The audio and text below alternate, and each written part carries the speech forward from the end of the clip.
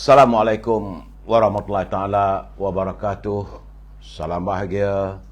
Salam pertemuan untuk teman-teman bersama dengan saya pada malam ini. Apa khabar saudara Roslila? Terima kasih sahabat malam menemani saya. Ya, Puan Hasnah. Itu juga saudara Zamari LC. Saudara Madam K. Saudara Tija. Apa khabar Tija? Saudara Roslila memanglah selalu. Saudara Aril Aso.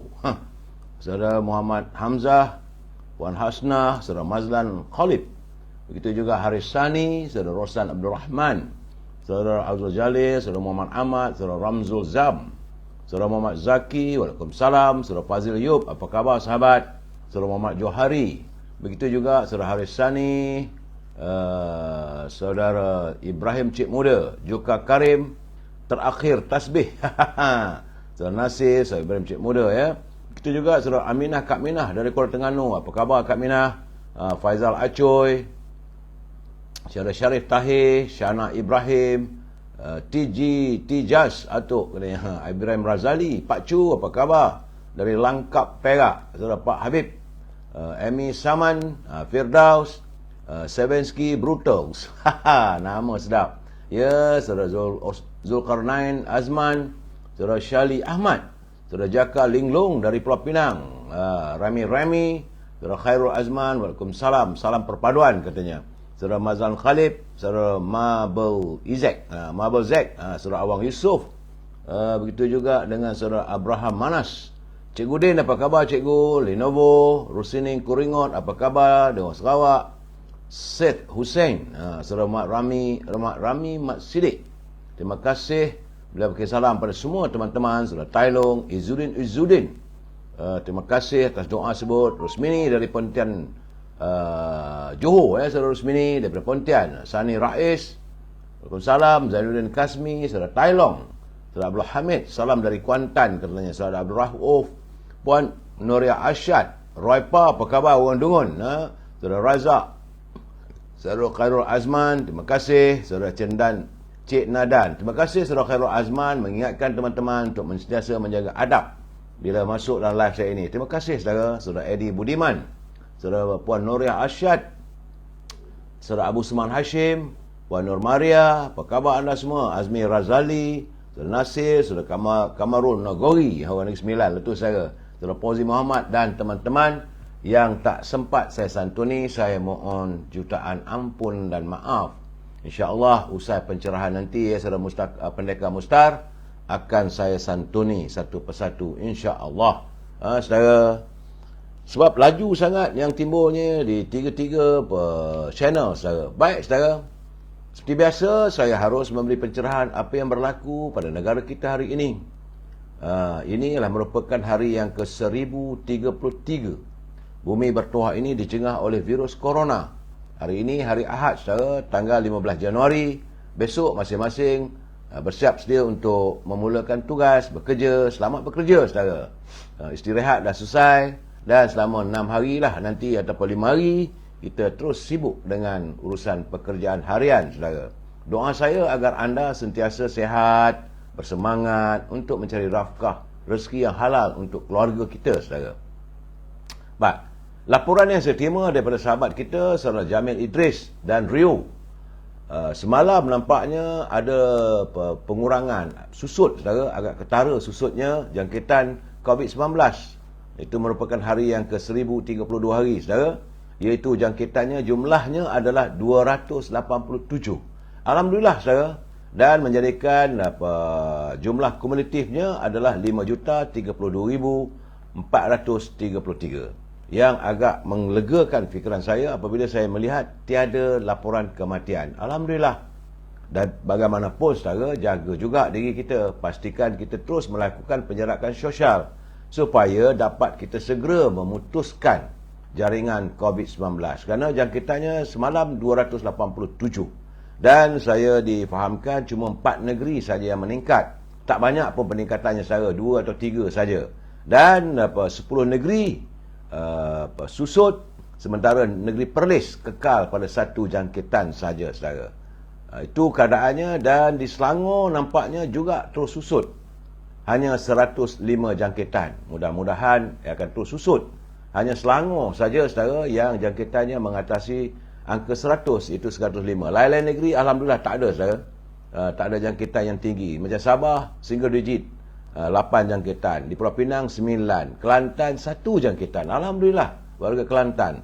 Begitu juga di Pahang ada 6 jangkitan, di Terengganu juga 9. Putrajaya yang selama ini kita seram juga 9 jangkitan, dan amat melegakan di Labuan, Sifar tiada jangkitan. Jadi saudara, pastikan kita melakukan penjarakan sosial. Kalau kita keluar rumah atau menaiki kenderaan-kenderaan awam, sama ada LRT dan sebagainya, pastikan anda memakai pelitup muka. Ingat saudara, kita jaga diri kita, kita jaga keluarga diri kita.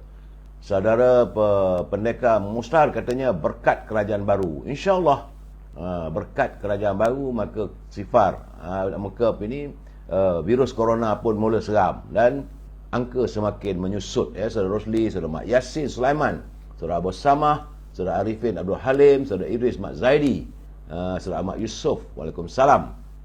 Saudara Ahmad Yusof Ahmad daripada Tanjung Karang, Negeri Selangor. Baik saudara, itulah yang sempat saya laporkan kedudukan COVID-19.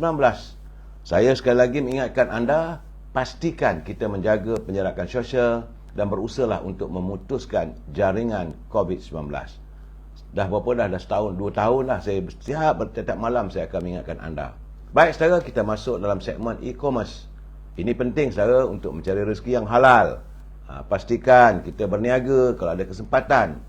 Andainya anda mempunyai produk-produk untuk saya wawarkan, hubungi Al-Azhar di talian 0113304141. Al-Azhar berniaga pestangi Al-Baqur, itu macam kemian bila dibakar semerbak rumah kita. Ingat saudara, rumah yang harum semerbak mewangi aromanya adalah rumah kegemaran untuk dilawati oleh para malaikat dan kebencian para syaitan saudara. Al-Azhar juga memasarkan minyak wangi daripada tanah Arab, berasaskan pada kayu pati, kayu gaharu. Sedap saudara, segar. Saya ni sebenarnya memang letih. Sebab dah 4 hari 5 hari berada di rumah UMNO, tengok muka pun sembab sedikit saudara, tapi semangat kuat lagi insya-Allah. Dan andainya anda tidak berpeluang berurusan dengan Al-Azhar, boleh hubungi Siti Farehah di talian 017-711-4300. Jangan lupa kalau menghubungi Siti Farehah, dendeng manis Siti Farehah. Terima kasih saudara Khairul Azman atas doa tulus anda terhadap kesihatan saya. Ya, saudara Raja Syarizat, saudara Azawad, saudara Mahmud. Siti Farehah dengan dendeng manis Siti Farehah di talian 017-711-4300 untuk teman-teman. Ini khusus yang di Lembah Kelang saja saudara. Bagi mereka yang mau mendapat bekalan buah-buahan grade AAA, harga murah daripada pasar, buah-buahan yang fresh, dan ia terus dihantar ke rumah anda, hubungi Syauqi di talian 012-357-5703. Akhirnya saudara, tentulah saya akan mewawarkan makanan kegemaran saya. Memang sedap saudara, iaitu Popiah Sira Lady Maria. Memang sedap saudara, pedas, rangup, manis.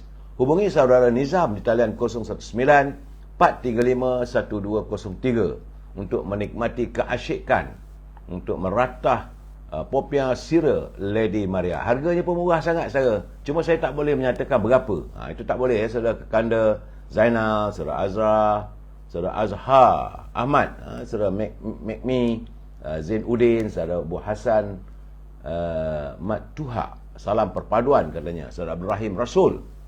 Baik saudara, usai pencerahan tentang e-commerce, kita masuk segmen naluri kehidupan. Ini penting bagi saya saudara. Sebagai insan di dunia ini, inilah laluan ataupun jaluran kehidupan yang seharusnya kita lalui, kita jadikan panduan saudara. Ingat, saya bukan ustaz. Jangan pula kata ini ustaz bercakap. Saya tidak ada watikah, tidak ada kebijaksanaan untuk memberi kuliah agama. Tetapi apabila teman-teman berkirim pada saya baca, saya tengok sesuai untuk perkongsian kita bersama. Apa khabar saudara Syed Shah, Syed Osman? Kau dengar tak? Saudara Syed Shah, Syed Osman. Lama tak bersama dengan beliau. Doa saya anda juga sihat, saudara Syed Shah. Mereka tengah meroyan tu. Sekejap lagi saya akan beri pencerahannya, saudara. Baik, saudara. Kerana Maqil bin Yasar Al-Muzani radhiyallahu anhu berkata, sesungguhnya dia pernah mendengar baginda Rasulullah SAW bersabda, barang sesiapa diberi amanah oleh Allah untuk memimpin rakyatnya, lalu ia mati dalam keadaan menipu rakyat, nescaya Allah mengharamkan syurga ke atasnya. Ini satu panduan yang harus kita ingat kepada para pemimpin ataupun anda yang mau jadi pemimpin. Malahan anda yang memimpin keluarga juga dianggap sebagai pemimpin. Kerana Maqil bin Yasar Al-Muzani radhiyallahu anhu berkata dia mendengar baginda Nabi Muhammad SAW bersabda, kata baginda, barang siapa diberi amanah oleh Allah untuk memimpin sama ada rakyatnya atau keluarganya, lalu ia mati dalam keadaan menipu rakyatnya atau menipu keluarganya, nescaya Allah mengharamkan syurga ke atasnya. Nauzubillahi minaz zalik. Saudara, jadi saudara, amanah adalah modal paling besar dalam melaksanakan kewajipan pemimpin. Sikap amanah, saudara, dan kejujuran pemimpin melaksanakan amanah amat dituntut. Pemimpin atau ketua sewajarnya menunjukkan kejujuran untuk melaksanakan yang amanah dalam kepimpinannya agar dapat dijadikan contoh dan ikutan kepada rakyat maupun pekerja bawahannya, daripada tukang sapu hinggalah pegawai tertinggi. Allah, ingat saudara, Allah mengharamkan syurga kepada mana-mana pemimpin yang menipu rakyat atau pekerjanya atau menzalimi serta memudaratkan mereka. Ui, seram saudara. Sebab itu bila orang tanya dengan saya kenapa tak nak bertanding, tak mahu, saya tak mampu. Ya saudara, saya khawatir bimbang sebegini. Kerana Allah mengharamkan syurga. Kita hidup ini, tujuan kita, harapan kita nak cari syurga, bukan nak cari kerja neraka. Tapi kalau Allah mengharamkan syurga, bayangkanlah saudara. Kerana Ibu Batal berkata, ini adalah ancaman yang keras terhadap para pemimpin yang zalim, yang mensia-siakan amanah yang diberikan oleh Allah kepada mereka, atau mereka mengkhianati rakyat atau menzalimi mereka sehingga dia dituntut kerana menzalimi rakyat pada hari kiamat nanti, saudara. Sebagai pemimpin, sebagai ketua, pegawai, sama ada anda di peringkat tertinggi negara maupun dalam sesebuah organisasi yang kecil, perlulah kita sungguh-sungguh melaksanakan tanggungjawab kepimpinan dan bukannya menipu rakyat ataupun orang bawahan, saudara. Kita harus berusahalah, saudara, untuk memiliki sifat kepimpinan yang kompeten dan berintegriti ke arah pembentukan negara yang dirahmati.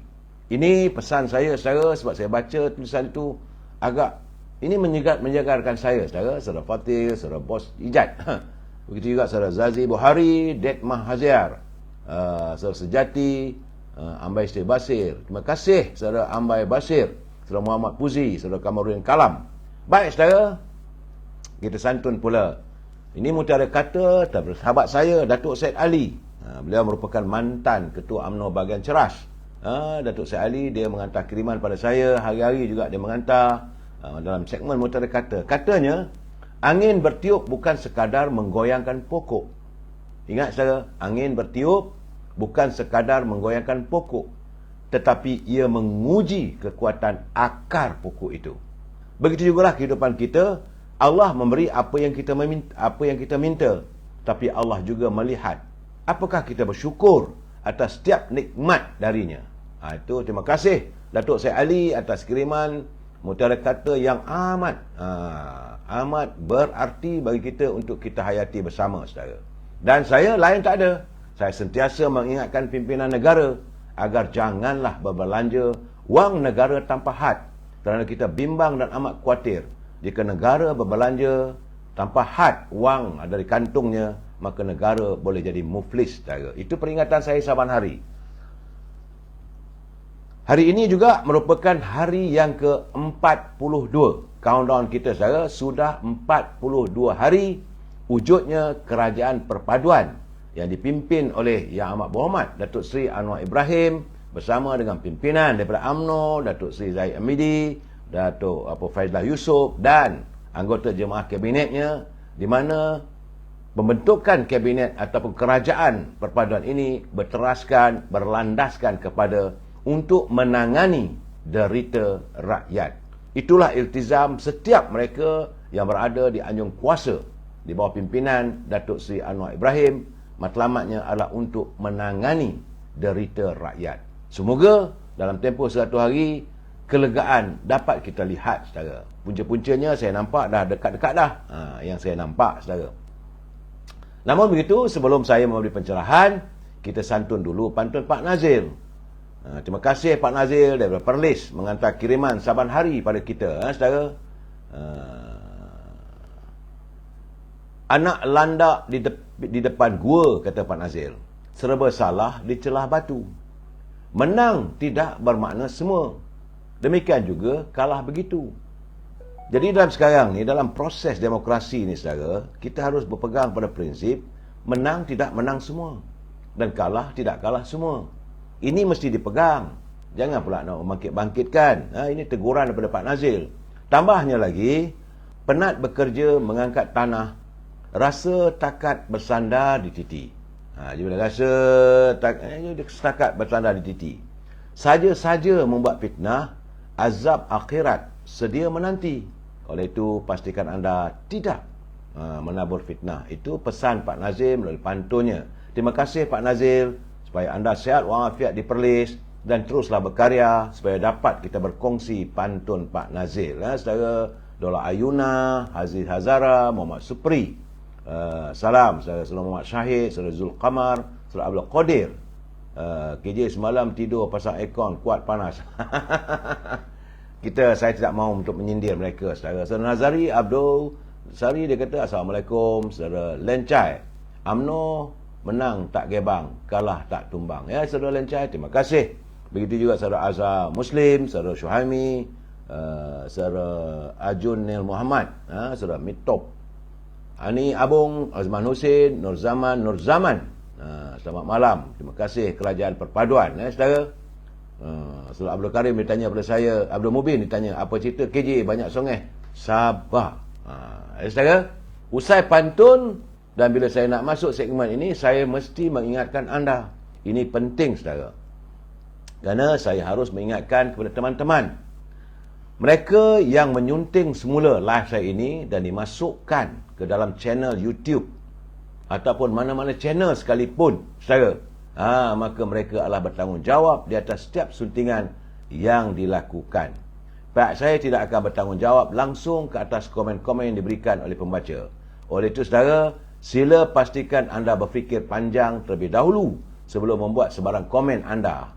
Ingat, saudara, begitu juga dengan tulisan-tulisan yang anda hantar, saudara. Pastikan anda tidak menghantar tulisan-tulisan yang menyanggah oleh ketetapan ataupun peraturan yang disediakan oleh Kementerian Komunikasi, saudara. Kerana anda harus bertanggungjawab. Bukan mudah sekarang, kita ada undang-undang. Jadi patuhilah semua syarat-syarat ataupun unjuran daripada Kementerian Komunikasi dan Digital supaya sistem live tak ada masalah. Saudara, saudara Probos Marash, dia kata moga-moga UMNO terus bangkit untuk masa akan datang. Terima kasih. Ini amanah besar, katanya. Saudara Hairi Yang Ci, saudara Muhammad Asri, Nagasaki Melayu. Selamat malam. Saudara Alia, saudara Nur Hisham Muhammad, Idris Ismail. Saudara, di samping itu, kena ingat, saudara, ini pencerahan politik. Saya kena betul serang, saudara. Walaupun ada juga berita-berita semasa yang sempat saya kutip, yang saya culip, saya masukkan. Tapi matlamat saya tidak lain tidak bukan hanya sekadar untuk memberi informasi agar warga kita sentiasa berinformasi. Andainya ada sebarang tulisan ataupun catatan mahupun komen-komen daripada saya yang membuatkan anda rasa tak bersetuju dan sebagainya, kita berpeganglah kepada prinsip kita mesti bersetuju untuk tidak bersetuju. We must agree to disagree. Selesai masalah. Tidur anda pasti lena. Tapi kalau anda tak bersetuju, anda marah dan sebagainya, pastilah tidur anda terganggu, saudara. Jangan biarkan fikiran kita terganggu. Kita berpegang pada prinsip we must agree to disagree. Dan seandainya anda mahu menyantun, mahu berbicara, mahu berbual dengan teman-teman dalam buku muka saya ini, saya izinkan, tetapi pastikan janganlah kita menggunakan bahasa-bahasa yang tidak harmonis. Ingat saudara, kita adalah warga cinta damai yang menyantuni setiap permasalahan dengan penuh keikhlasan, dengan penuh harmonis. Jaga adab dan budaya kita. Ini saja pesan saya, saudara. Janganlah anda nak marah saya kerana kuat berletih. Bagi saya lebih indah, saya suka dan mengharapkan hadirnya generasi-generasi mendatang yang tahu menjaga budaya mereka. Saudara, lencai, sedih, Ramesh Rao dah tak ada. Benar. Saya cerita Ramesh ni, saya 2 hari sebelum itu, 3 hari lepas saya berbual dengan beliau. Tak sangka pula, itulah saudara, kematian begitu cepat mengundang. Tak sangka pula Ramesh Rao boleh meninggal begitu awal. Dia hadir di mesyuarat UMNO itu hari. Saya dapat berbual dengan dia, belanja secawan teh tarik. Rupa-rupanya keesok paginya saya mendapat berita beliau telah pun meninggal dunia akibat serangan jantung. Jadi sebab itu saudara, pastikan kita juga menjaga kesihatan kita. Jangan stres sangat dalam politik ni. Kalau kita stres ataupun pedor, kita orang Perak, akhirnya jantung kita debaran, denyutnya kuat. Akhirnya itulah jadinya. Janganlah saudara, kita masih punya kekasih, kita masih punya keluarga yang mencintai kita, saudara. Baik saudara, sesuatu yang agak melegakan saya di saat-saat negara dunia melewati suasana yang sering kali saya katakan tahun-tahun mendatang 2023 ini bukanlah suasana yang tenang. Tetapi saya difahamkan daripada Washington, ada laporan daripada Washington di mana tabung kewangan negara antarabangsa iaitu IMF telah pun mengeluarkan kenyataan bahawa IMF tidak menjangkakan ekonomi global akan mengalami kemelisitan tahun ini. Walaupun kejatuhan berterusan akibat inflasi yang tinggi dan pencerobohan Rusia ke atas Ukraine. Itu menurut laporan daripada Washington, artinya IMF tidak menjangkakan. Bukan dia nak kata bahawa ekonomi jatuh, tidak. Dia kata tidak menjangkakan ekonomi global akan mengalami kemelisitan tahun ini. Kerana pertumbuhan benar agak perlahan berbanding tahun 2022. Demikian menurut pengarah urusan IMF, Kristalina Georgieva. Beliau berkata kemelisitan perlu dielakkan. Unjuran terbaru IMF yang dikeluarkan pada Oktober menjangkakan ekonomi global berkembang pada kadar 2.7% pada tahun 2023. Georgieva berkata urusan ekonomi terkini IMF yang dijangka diumumkan pada penghujung Januari tidak akan mengubah prospek dengan ketara. Jadi kumpulan itu menganggarkan ekonomi global berkembang pada kadar 3.2%. Artinya berkembang, saudara. Artinya bukanlah tersekat ataupun dalam keadaan yang tenat. Mudah-mudahan apa yang diramalkan. Tapi ingat saudara, manusia cuma boleh meramal. Segala ketentuan datang daripada Allah SWT. Sebab itu menurut Govia, dia kata pembangunan ekonomi di China sepanjang tahun lalu semasa kerajaan pusat melaksanakan langkah tegas untuk memendung corona virus, dia kata memanglah agak mengecewakan, tetapi keputusan China untuk menamatkan subsidi sifat COVID yang secara eksklusif membawa kepada pertumbuhan ekonomi. Mudah-mudahan ada kelegaan. Sebab itu saya awal tadi saya katakan mungkin sedikit kelegaan. Mudah-mudahan saudara. Dan cuma ini saya menerima peringatan pada teman-teman iaitu kegiatan push pocket. Ini juga harus berhati-hati saudara. Ini jenayah yang kita tidak jangkakan boleh berlaku. Kerana mungkin kita mendengar apa yang dikatakan sebagai pickpocket. Itu penyelut saku. Tapi kali ini dia tak ada push pocket, pickpocket ataupun penyelut saku. Sebaliknya ia push pocket. Ini kaedah baru, satu trend saudara. Kerana beberapa hari lalu jenayah baru ini telah muncul di Kota Raya Kuala Lumpur. Jadi caranya saudara, mereka akan mencampakkan ataupun meletakkan dompet mereka maupun telefon ataupun beg. Kalau anda bawa troli, dicampaknya troli dalam beg anda, tempat anda, dan tiba-tiba mereka akan datang orang lain yang menahan anda. Maka orang yang mencampakkan dompet ataupun telefon, mereka akan bertanya, kenapa anda curi barang saya? Maka berlakulah pertengkaran ataupun akhirnya mereka mahukan diadakan penyelesaian. Kalau tidak, mereka akan buat laporan pada pihak polis bahawa anda dianggap sebagai pencuri ataupun pencopet. Ini dipanggil push pocket. Dan kejadian ini berlaku selalunya dekat pasar raya ataupun di lapangan terbang maupun dekat terminal-terminal yang banyak sibuk, agak sibuk. Jadi kadang-kadang kita berjalan, dia masukkannya wallet ataupun dompet mereka dalam poket kita. Kemudian dia perhati kita jalan beberapa langkah kemudian akan ada orang menahan. Dia tahan anda, dia kata tunggu kerana periksa poket anda. Jadi kita pun terkejut. Jadi orang dari belakang datang, dia kata ini beg saya, kenapa awak curi? Maka berlaku pertengkaran, dicari jalan penyelesaian. Kalau nak selesai, bayar sekian banyak. Jadi secara berhati-hati, kalau ada kegiatan begitu, pastikan. Kalau anda berdudukan, pastikan orang sebelah kita tidak terjadi kejadian yang dianggap sebagai push pocket. Hati-hati saudara, sebab dalam keadaan begini, manusia macam-macam mereka lakukan. Hanya matlamat lain tak ada untuk mencari sumber pendapatan. Saudara, ini saya harus mengingatkan anda. Bila saya dengar tu, perlu saya jelaskan. Dan seperti biasa saudara, hari ini hari yang ke-42. Sebagaimana saya katakan, kerajaan perpaduan menangani derita rakyat. Ya saudara, saya dikhabarkan, kabarnya, belum ada kenyataan resmi lagi, kabarnya Syarikat Perumahan Negara Berhad, SPNB, itu agensi yang membangunkan perumahan mampu milik rakyat yang ditubuhkan oleh di bawah MKD, iaitu Menteri Kewangan yang diperbadankan, akhirnya dikabarkan menawarkan kepada sebahagian besar pekerjanya, iaitu VSS, iaitu untuk berhenti dengan rela hati. Ini kerana disebabkan ketiadaan projek baru untuk menjana pendapatan kepada syarikat permodalan negara berhad. Jadi semua maklum saya, hampir ke semua agensi dan jabatan perumahan yang diletakkan di bawah KPKT sejak Pakatan Harapan mengambil alih kerajaan pada 2018, termasuklah Prima dan PPM. Dulunya kabarnya MOF terpaksa membiayai dan menanggung kos operasi sebanyak 100 juta setiap tahun kepada SPNB sejak beberapa tahun ke depan ini. Mungkin disebabkan oleh PKP dan COVID. Saya katakan saya, COVID ini atau PKP ataupun perintah darurat yang dilakukan oleh Tan Sri Muhyiddin, bukan sahaja rakyat menderita, syarikat SPNB juga terkesan. Sedangkan pada tahun 2013, 2014, syarikat perumahan negara SPNB pernah berkeupayaan membayar zakat. Artinya ada keuntungan. Tapi sekarang ni terpaksa meminta kaki tangan, sebagai besar kaki tangannya untuk berhenti secara sukarela. Jadi secara logiknya saudara, syarikat SPNB dimiliki penuh oleh Minister of Finance, diletakkan di bawah KPKT. Jadi ia melambatkan proses kelulusan dan membuat keputusan dalam pembangunan perumahan.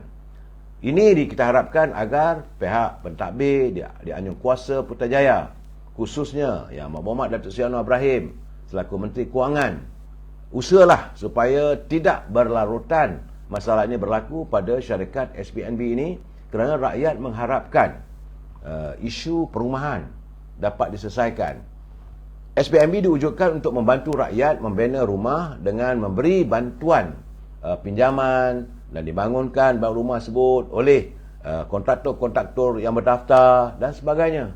Tapi sejak akhir-akhir ini SPNB berada dalam keadaan tenat. Jadi saya mengharapkan dan kita mengharapkan agar bajet 2023 yang bakal dibentangkan bulan depan oleh Yang Berhormat Datuk Seri Anwar Ibrahim turut melihat aspek SPNB ini dan suntikan perlu dilakukan, suntikan dana saudara. Itu saja yang saya dapat dari laporan berhubung tentang usaha-usaha untuk menangani derita rakyat saudara. Saya juga bersyukur saudara sebab semalam teman-teman seperjuangan daripada anggota pergerakan wanita dan puteri daripada UMNO bahagian Kemaman, kabarnya saya tengok ada gambar terjebak dalam kemalangan jalan raya daripada Kuala Lumpur ke Kuantan punya jalan. Ya saudara, syukurlah bagaimanapun tiada kemalangan jiwa berlaku. Dan saya mengharapkan agar anggota-anggota, mereka lah perwakilan perwakilan puteri dan wanita daripada Kemaman. Mudah-mudahan ini juga menjadi peringatan pada kita supaya memandu dalam keadaan yang tenang, jangan dalam keadaan mengantuk. Kita faham letih dalam menghadiri persidangan ini, tapi jagalah jagalah keselamatan kita semua. Saudara, pada wanita kemaman, puteri kemaman, bertabahlah. Alhamdulillah tidak ada kemalangan jiwa dilaporkan berlaku, saudara. Baik, saudara, kita masuk segmen politik. Ini saya terima satu kiriman daripada Kak Yam dari Kelantan. Beliau menghantar kiriman malam tadi. Usai saya ambil pencerahan, tiba-tiba saya tengok dalam telefon saya ada kiriman daripada Kak Yam. Kak Yam ataupun Mak Yem. Dia kata sedih melihat bagaimana dalam Dewan Pemuda melopong sana sini. Ada lopong. Kesan perwakilan lebih banyak berada di luar Dewan dari berbincang dan berbahas ataupun mau mengikuti perbincangan setiap perwakilan. Malu duk tengok lopong sana sini, katanya. Tapi nampaknya hak dalam wanita ni masih penuh. Artinya pergerakan wanita tetap setia dan kukuh istiqamah. Kalau saya ingat, saya pernah menegur persoalan ini waktu persidangan pergerakan pemuda. Rupanya ini juga turut diperhatikan oleh Kak Yam yang dari Kelantan. Beliau melihat laporan itu melalui media sosial. Dia tambah Kak Yam lagi, dia kata, acu lagu mana? Acu lagu mana nak meneh, katanya. Kalau pimpinan dan perwakilan yang datang ke Kuala Lumpur hanya sekadar pesta-pestaan dan tidak membicarakan persoalan kehidupan rakyat. Ini benar. Saya dah tegur. Rupanya Kak Yam dari Kelantan juga menyedari keadaan ini. Begitu juga katanya pada hari persidangan PAU, Perhimpunan UMNO, iaitu pada hari Jumaat.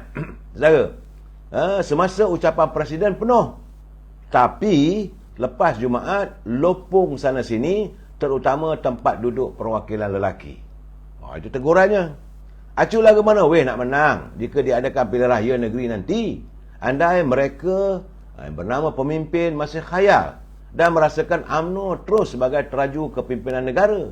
Sedangkan realitinya kita sudah kalah itu kata Kak Yam. Benar. Kadang-kadang mereka ni tak sedar diri. UMNO dah huyup. Cuma nasib baiklah apabila Tuhan menutup pintu hati Tan Sri Muhyiddin, tak bersetuju untuk bersama dengan Pakatan Harapan. Jadi ada kesempatan bermodalkan 30 kerusi daripada Barisan Nasional.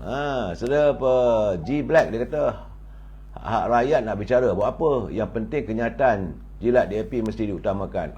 Ini saudara, saya minta maaf lah saudara, bahasa tu elok sikit saudara, bahasa menunjukkan bangsa saudara. Jadi saya sedang menyantuni kenyataan Kak Yam. Jadi acu lagu mana nak menang jika diadakan pilihan raya negeri nanti, kalau mereka bernama pemimpin masih khayal dan merasakan seolah UMNO terus sebagai teraju kepimpinan negara, sedangkan realiti kita sudah kalah Bagaimana mau menyedarkan setiap perwakilan berhubung tugas dan tanggungjawab, sedangkan masa persidangan di bahagian mereka berebut-rebut nak jadi wakil, tapi bila dapat menjadi perwakilan tidak dihargai. Jadi kata Kak Yam, kesian ahli akar umbi yang menantikan oleh-oleh politik untuk diceritakan kepada ahli akar umbi, sedangkan para perwakilan sibuk duk bergebang di coffee house. Carilah hari lain, kata Kak Yam, kalau nak bergebang pun. Lepas sembahyang katanya, Dewan sepi dan macam kosong. Ke mana perginya perwakilan? Dan hanya kembali penuh bila hari terakhir usai solat zuhur, waktu Presiden mau menggulung perbahasan. Ini keadaannya, saudara. Jadi saya haraplah, ini teguran bukan dari saya, saudara. Teguran daripada pembaca ataupun pelayar saya yang menghayati, mengikuti perkembangan. Dan sebenarnya, saudara, memang mereka sebenarnya bukannya memikirkan soal untuk mengikuti perbincangan atau pembahasan. Sebagian besarnya tu sibuk mengutip envelop putih, saudara. Rupanya ada bertaburan envelop putih yang disediakan oleh puak-puak tertentu, yang berusaha untuk menggagalkan perhimpunan, dan mereka mahu supaya pemilihan parti diadakan tahun ini dan Presiden boleh dicabar, timbalan Presiden berjabat dibuka sepenuhnya.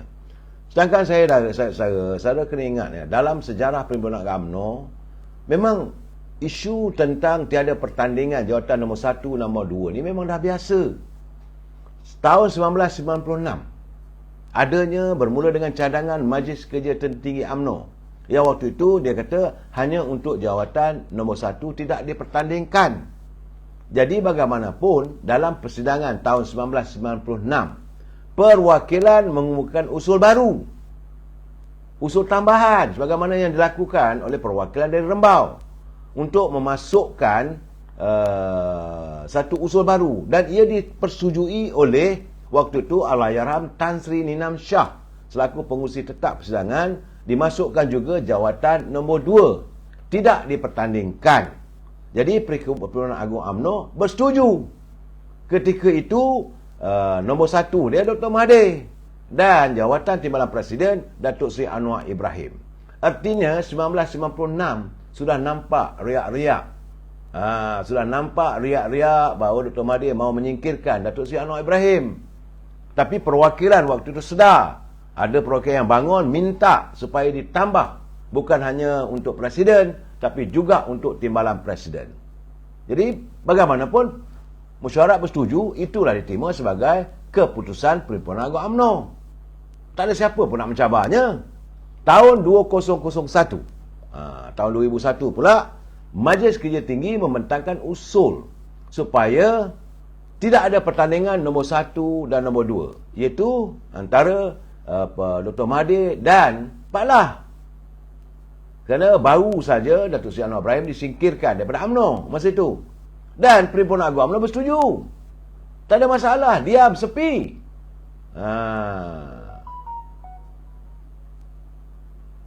Saudara Tok Mudin dia kata minta cadangkan agar ahli-ahli UMNO didaftarkan semula. Betul, saya bersetuju juga, saudara.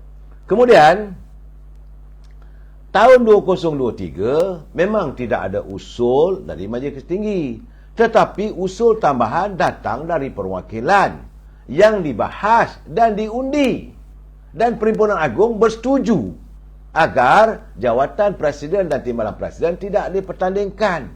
Jadi tang mananya tak ada demokrasinya, saudara? Yang ini yang dipersoalkan.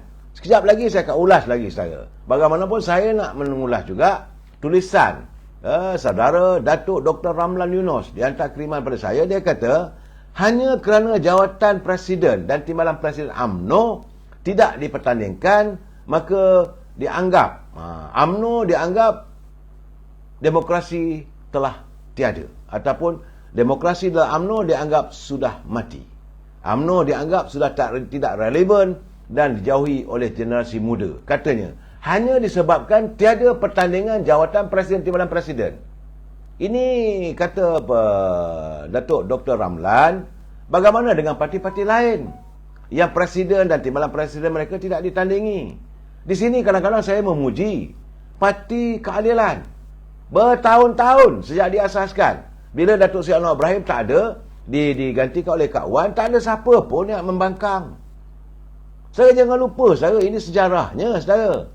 Nah, kalaulah 90% perwakilan UMNO yang mewakili ahli-ahli peringkat akar umbi, mereka menolak pertandingan, tak mahu adanya pertandingan jawatan nombor 1, nombor 2, apakah dianggap sebagai tidak demokrasi? Sebenarnya UMNO akan terus kekal relevan kerana ia berjuang untuk mempertahankan agama Islam, warga bangsa Melayu dan raja-raja Melayu. UMNO tetap kekal relevan kerana ia terus mendukung prinsip rukun negara dan perlembagaan persekutuan. Jadi tak payahlah orang nak bercakap bahawa demokrasi sudah mati dalam UMNO. Tang mana matinya demokrasi ini? Yang tidak relevan adalah parti-parti politik yang tidak menjunjung rukun negara dan perlembagaan persekutuan, saudara. Itu yang perlu kita lihat. Saya malah nak sebut. Tapi orang Islam pun faham.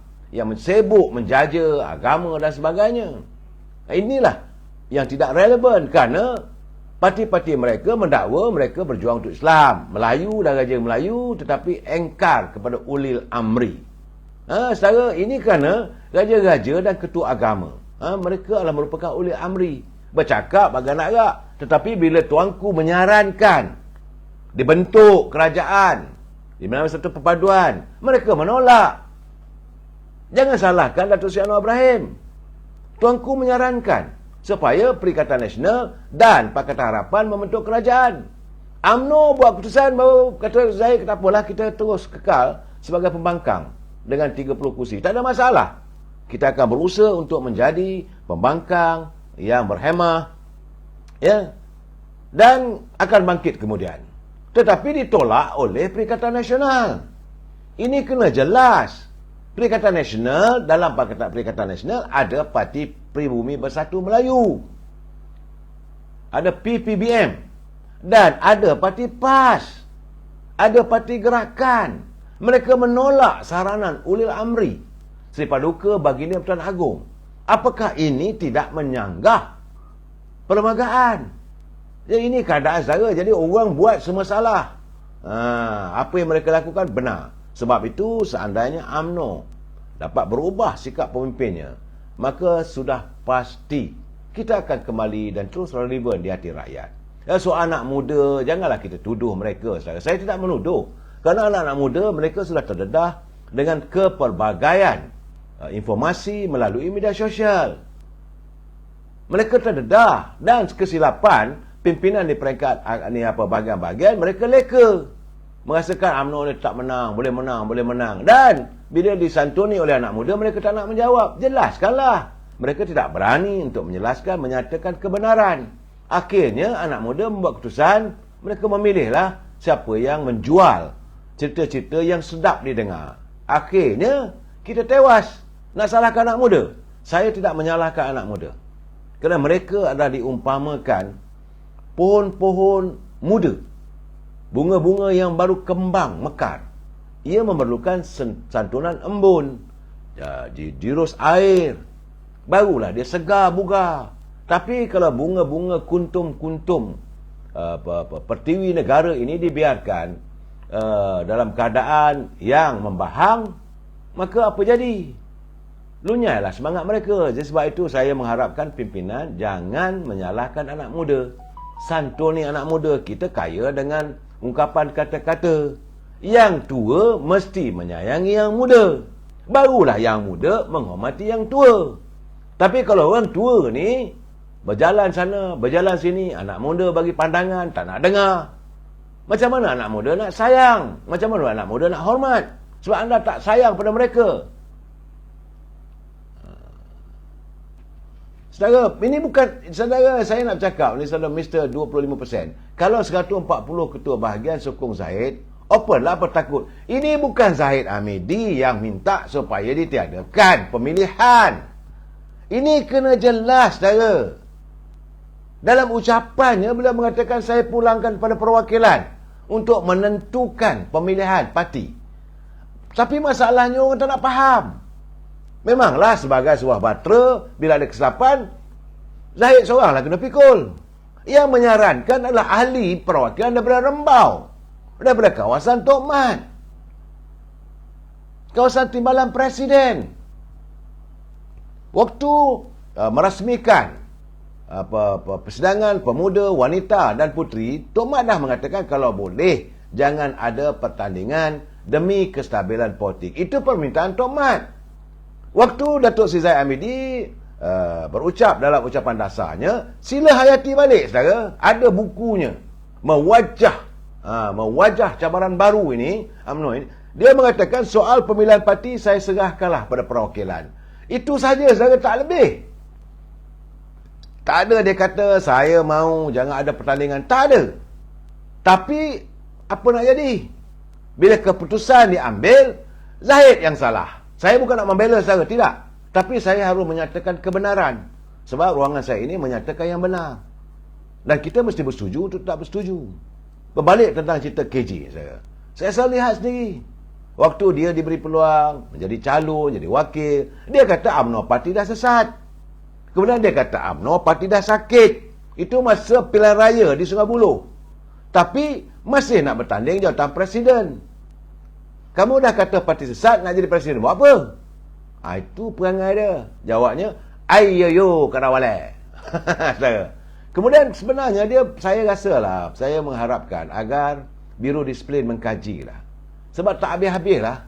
Budak mata sepit ni, mata kuyu. Saya katakan, mata ikan keli.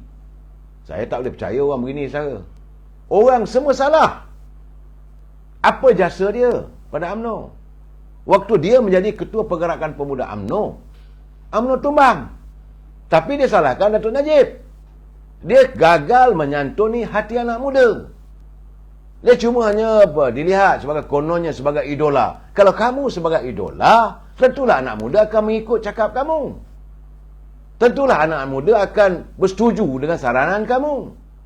Kalau kamu idola, artinya anak muda menolak. Ya fail ketua pemuda. Tapi yang salahnya Datuk Najib bersama dengan Mas Ariati. Mas Ariati jaga puteri. Kemudian suruh Datuk Najib berhenti. Kalau tak berhenti juga, kami akan buat press conference. Jadi kamu yang menuntut Datuk Najib berhenti. Itu gambarannya saudara. Lepas itu buatlah U-turn balik. Sekarang ni dulu dia membaham bagai nak rak saudara. Dia mengatakan parti keadilan itu dan ini. Tapi sekarang dah cuba-cuba untuk U-turn. Ya, kaki pusing. Betul saudara, pon-pon. Saudara, pusing U-turn. Konon-konon nak menjadi pro Datuk Seri Anwar Ibrahim. Jadi sekarang ni dia pula mengatakan apa guna buat pilihan UMNO. Kerana sekarang ni dah tak ada demokrasi. Sedangkan broker-broker masih menabur wang. Pada hari persidangan Agung UMNO, saudara. Waktu persidangan diadakan, bersepah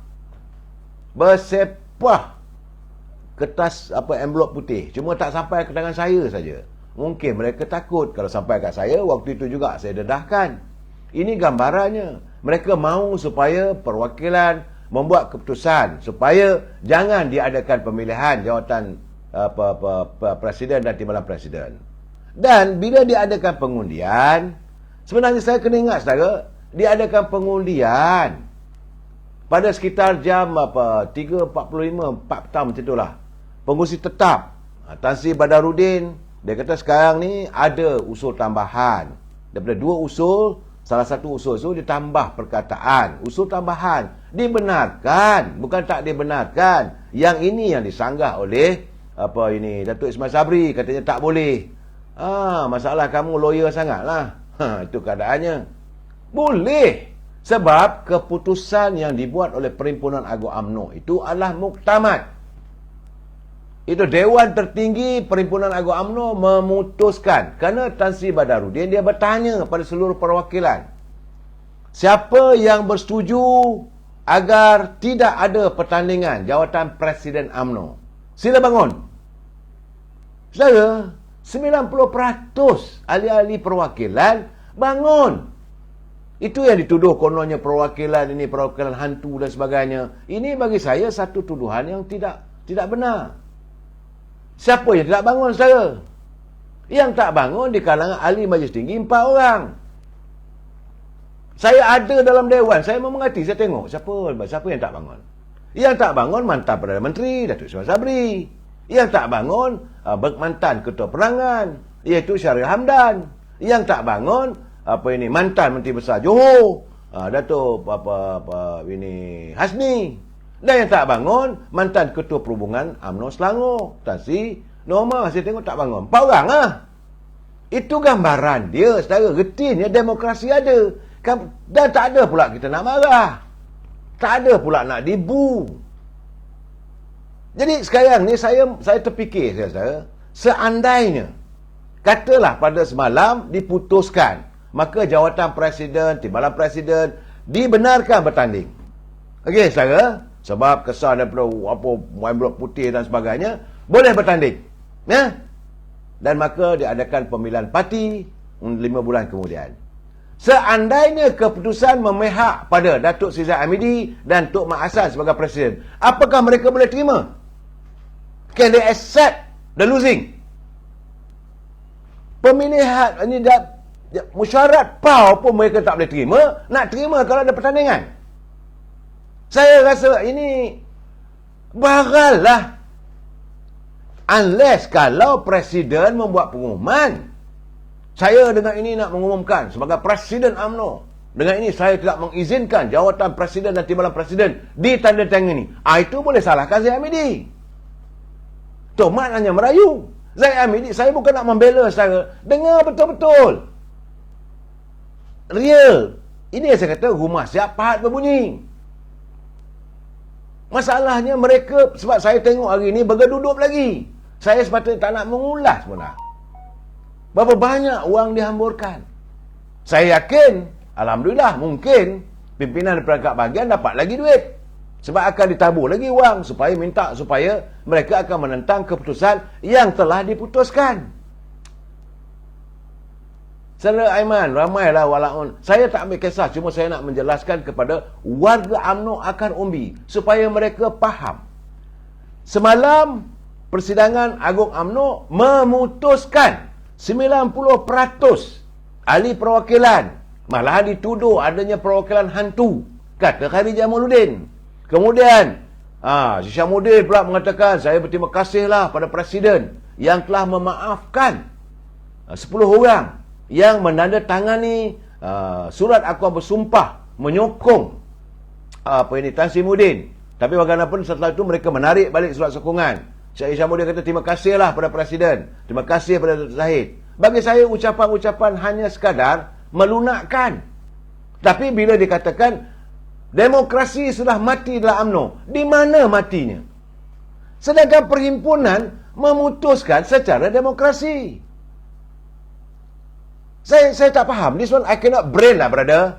What is your mind lah? Orang-orang yang nak, bukan takut, bukan syok sendiri secara Mr. 25%. This not, kerana ini bukan datang daripada Presiden. Anda menuduh,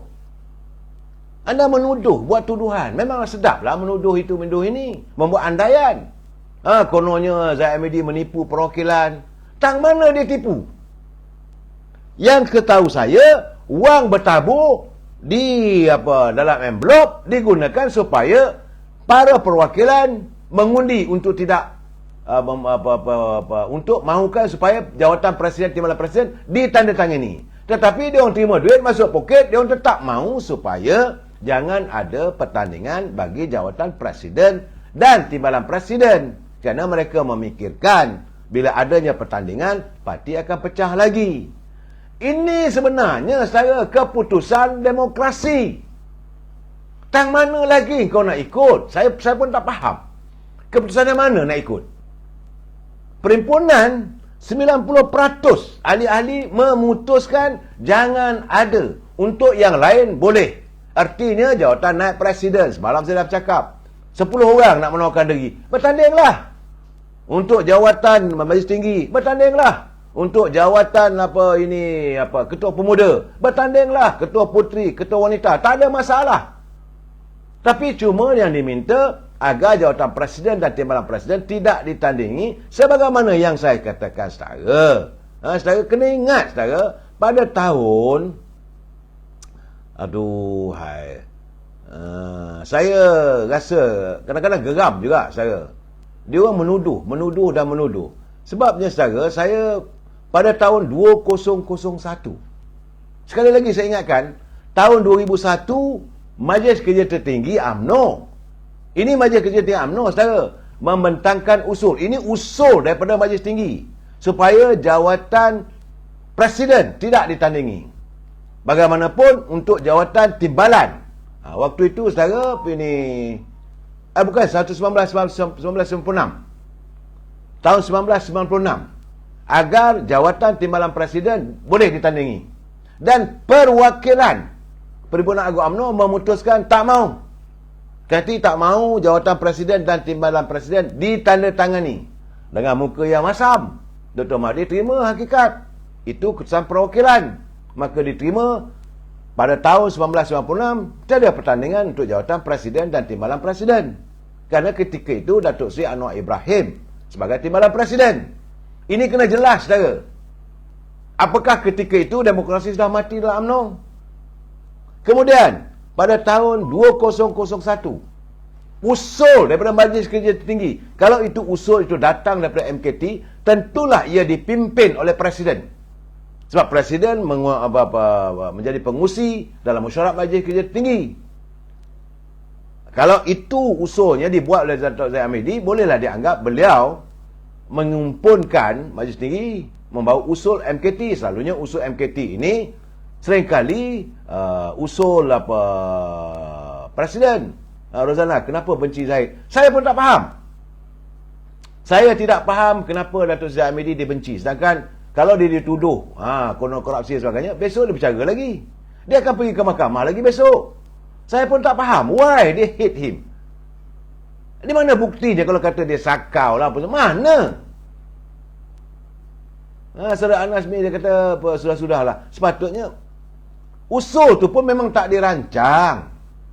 Usul yang dirancang tahun 2001. Majlis Kerja Tertinggi membentangkan usul supaya tidak ada pertandingan nombor 1 dan nombor 2. Ketika itu Dr. Mahathir dan Pak Lah boleh.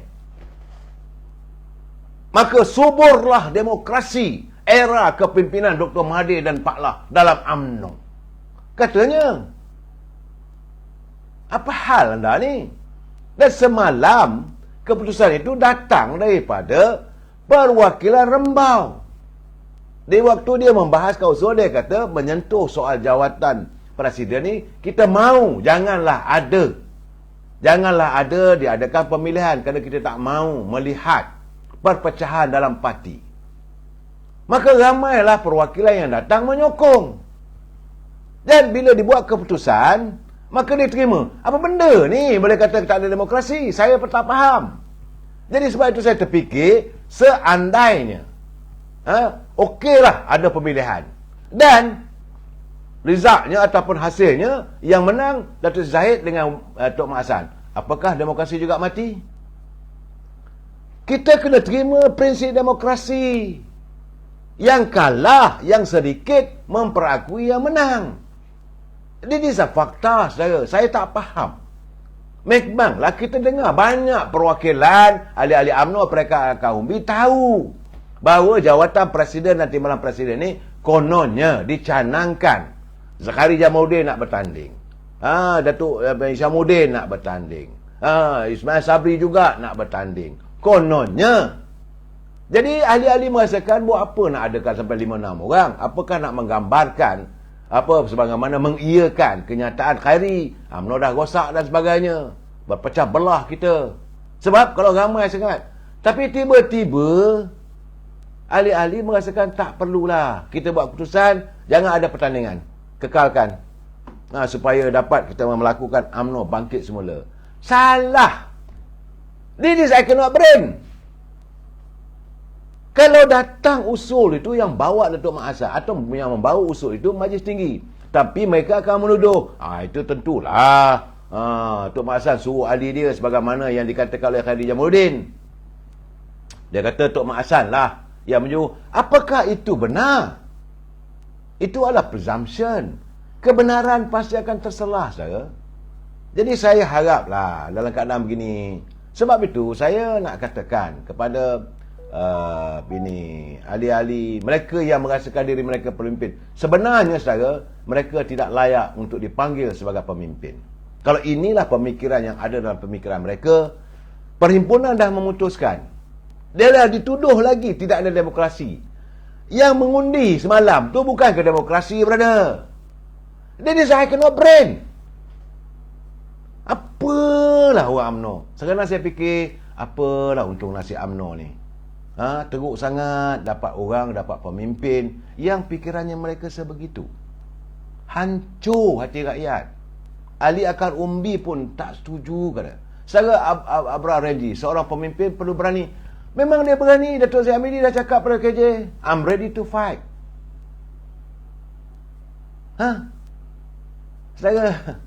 Dan sekarang ni nak salahkan pemimpin. Saya hairan. Datuk Zahid jumpa dengan Khairi Jamaluddin. Salam. Okay Khairi, I'm ready to fight. Let's fight. Tapi kalau ahli tak membenarkan, presiden nak ikut ke nak langgar ke? Saya salah baca atas dah laju sangat. Saya Red Rocker, Datuk Najib macam mana ni? Red Rocker Datuk Najib gentle. Kalah letak jawatan. Saudara, bila saya kata begitu, gentleman di mana? Saya nak mengulangi, sebab itu saya kadang-kadang memuji sikap orang-orang dalam Parti Keadilan. Bila parti mereka kalah, bukan kalah sikit saudara, wuyup seruyup-wuyupnya. Cuma Kak Wan seorang saja yang menang di Pematang Pauh. Tak dengar pun suruh ganti orang lain.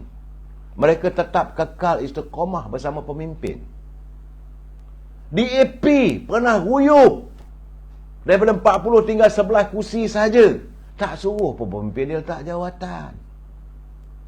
Ini yang saya hairan.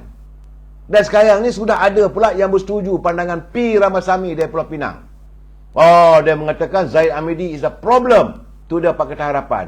Ini mengingatkan saya waktu Datuk Seri Anwar Ibrahim menghadapi masalah apabila beliau dihadapkan ke mahkamah, macam-macam tuduhan lah saudara. Apa kata Kapal Singh? Kerana waktu itu Parti Pembangkang kalah teruk, DAP kalah, Pakatan Rakyat kalah. Saudara, apa kata Kapal Singh? Anwar is the problem. Anwar mesti disingkirkan dari memimpin Pakatan Rakyat waktu itu, saudara. Tapi Datuk Seri Anwar Ibrahim dia istiqamah. Tak apalah nak kata apa pun. Dia terus maju. Jadi orang boleh maju bila menghadapi sasaran serangan begitu. Kenapa warga UMNO ni yang dah keputusan dibuat secara demokrasi nak ikut pula style kata cakap P. Ramasamy? Oh, betul lah cakap P. Ramasamy itu Zahid the problem. Problem di mana saudara? Kebencian itu dicipta saban hari melalui media sosial. Saban hari diacukan keadaan itu. Jadi dalam keadaan begini, cuma saya nak pesan pada anda semua, bila melihat bahawa mereka masih lagi memprotes, masih lagi tak setuju dengan keputusan Paripurna Agung UMNO, saya tak tahu keputusan mana pula yang mereka mahu. Yakin saya tentulah keputusannya mereka mahu supaya tak ada Zaid Amidi, baru mereka boleh terima. Dan pada ketua-ketua bahagian, bersedialah menerima sampul surat. Anda peringkat akar umbi, tengok sajalah pimpinan yang di atas kenyang mendapat taburan. Akan ditabur, saya yakin akan ditabur menjelang mesyuarat cawangan dan bahagian kali ini. Yang lain tak ada, hanyalah untuk mencerca Presiden. Terima kasihlah warga UMNO kerana sanggup menerima bahan, kerana sanggup menerima dana daripada Parti Pembangkang, daripada orang yang memusuhi UMNO, orang yang nak membunuh UMNO, memaki hamuan pemimpin anda, dan anda makan dengan wang yang diterima itu. Terima kasih warga UMNO. Inilah perangai anda yang saya katakan I really cannot brain. Orang-orang yang ada, orang Isyamuddin, KJ, orang yang hilang jawatan. Bagi saya, enough is enough. Sebab itu saya berjumpa dengan pengurusi majlis disiplin. Saya kata, this is the time, kena ambil tindakan. Pedulikanlah, orang dah kata kita zalim, orang dah kata tak ada demokrasi. Mereka sekarang ni yang dilihat mempunyai masalah disiplin, perlu diambil tindakan. Jadi saudara, sebelum saya naik darah lagi saya mohon maaf saudara. Kita jumpa lagi malam esok. Wabillahi taufiq wal hidayah. Assalamualaikum warahmatullahi taala wabarakatuh. Selamat malam.